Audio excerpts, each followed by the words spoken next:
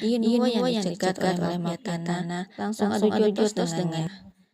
Ternyata Yunwo tak hanya pintar, tapi dia juga pandai melakukan bela diri dan menyerahkan mafia itu kepada polisi. Tanpa basa-basi, Ensung langsung berkata bahwa dia akan menjadi wali Haiin. Dan jika tak mau, maka dia akan memberitahu tentang penyakit Haiin kepada orang tuanya, agar mereka merasa bersedih karena akan kehilangan anak kembali. Dan Ensung pun meminta agar Haiin kembali ke pasaraya. Dirinya memberikan Haiin waktu selama 2 hari. Lalu tak lama Yunwo pun datang. Haiin yang melihat Yunwo babak belur langsung mengecek semua badan Yunwo. Yunwo menyombongkan dirinya yang berhasil melawan mafia tanah sendirian. Tapi Haiin tak ingin terulang. Dia meminta agar Yunwo kabur jika nanti dirinya terkepung oleh orang-orang yang jahat. Dia meminta agar Yunwo kabur jika nanti dirinya dikeroyok oleh orang-orang jahat. Bahkan karena rasa sayangnya kepada Yunwo masih besar, Haiin tergengsi untuk mengoleskan salep luka kepada Yunwo. Padahal kini mereka bukanlah suami istri lagi. Karena perhatian itu, Yunwo pun mengajak Haiin untuk pergi ke kedainya. Haiin berkata bahwa Yunwo pasti menyesal karena telah menikah dengannya. Yunwo menjawab tidak. Jika dirinya tahu akan seperti ini, mungkin Yunwo akan lebih perhatian dan peka kepada istrinya itu. Dia menyesal karena tidak pernah bertanya tentang keadaan istrinya itu. Sesampainya di kantor, orang-orang dihebohkan dengan berita bahwa Yunwo telah melakukan malpraktek. Tuduhan itu sengaja dibuat oleh Ensung agar Yunwo masuk ke jeruji besi. Tapi Yunwo berkata bahwa dirinya tak gentar, karena dia tak pernah kalah di persidangan. Di rumah, Grace meluapkan emosinya, karena Ani-Ani dan Ensung tak memberikan posisi apapun kepadanya. Padahal selama ini dia telah ikut membantu mereka. Untuk menyenangkan hati Grace, Ani-Ani itu meminta agar dirinya menemukan ketua Hong. Dan sebagai gantinya, dia akan memberikan posisi direktur kepadanya. So Cheol yang melihat keponakan Yunwo bermain game mengingatkan bahwa istrinya sangat suka bermain game. Dan benar saja dia masih berteman dengan Dahye di permainan itu. Yunwo yang dibantu oleh kawannya itu langsung mendatangi Grace. Dia memberikan data yang menunjukkan bahwa 13 tempat spa Grace itu merupakan tempat spa ilegal dan tak pernah membayar pajak. Tak lupa kawan Yunwo yang merupakan pengacara perceraian akan melaporkan kepada klien-kliennya yang merupakan kaum konglomerat bahwa mereka bercerai karena ulah Grace. Dia melakukan itu karena merasa bayaran yang diberikan oleh mereka kurang besar di matanya, sehingga Grace merusak pernikahan kliennya.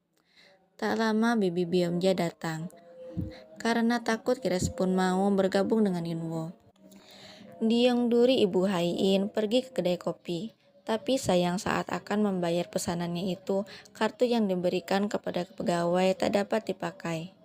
Untungnya ada Ibu Yunwo yang datang ke kedai itu dan membelikan kopi yang disukai Ibu Haiin. Sebagai gantinya, Ibu Haiin membantu memanen pir di kebun mantan pisahnya itu.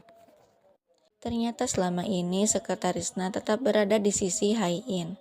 Bahkan dirinya menjadi mata-mata Haiin saat tak berada di kantor. Sekretarisna memberitahu bahwa kini Yunwo berada di posisi yang sulit.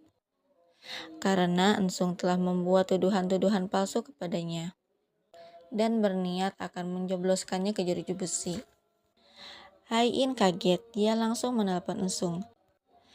Ensung memang benar memberikan tuduhan palsu kepada Yunwo. Dia mengancam akan segera memasukkan Yunwo ke penjara jika Haiin tak kunjung kembali ke pasaraya. Malamnya karena lelah bekerja, Ibu Haiin makan malam dengan lahap.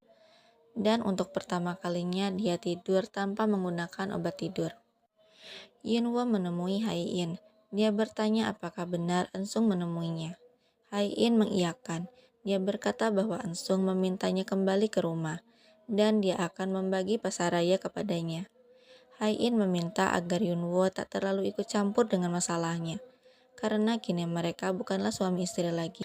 Dan Hai-in menegaskan bahwa dirinya akan segera menyelesaikan semua masalah-masalah keluarganya. Pagi pun tiba. Ibu yang mendengar Hai-in menelpon dokter langsung membangunkan Yunwo untuk memastikan keadaan Hai-in yang sebenarnya. Yunwo pun menjelaskan bahwa Hai-in telah terkena penyakit tumor otak yang tak bisa disembuhkan. Mendengar itu, hati ibu pun sangat terpukul. Dia yang selalu bersikap baik semakin baik kepada Hai-in. Hai-in yang akan pergi ke Seoul dicegat oleh ibunya. Si ibu berpikir bahwa Hai-in akan mengkhianatinya karena telah bertemu dengan Ensung. Hai-in yang lelah karena si ibu selalu berpikir jelek tentangnya mengiyakan semua tuduhan ibunya. Tak lama ibu Yunwo pun datang.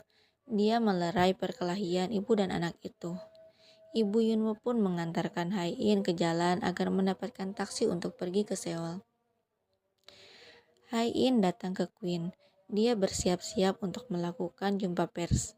Bahkan dia tak menyapa Yunwo saat berpapasan dengannya.